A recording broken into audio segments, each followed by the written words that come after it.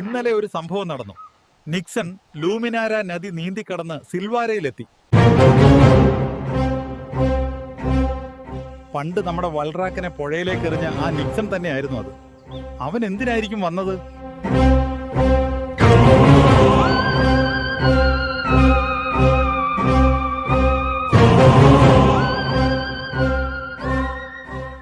ഈ സമയത്ത് നമ്മുടെ താബോയെ കണ്ടോ?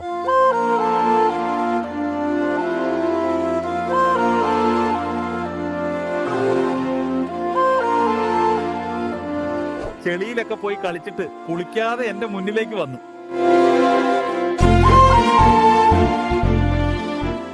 ഞാൻ നന്നായിട്ട് വഴക്ക് പറഞ്ഞു. ചെറിയ കുട്ടിയാണെന്നും പറഞ്ഞ് വൃത്തിയല്ലാതെ നടന്നാൽ ശരിയാവില്ലല്ലോ.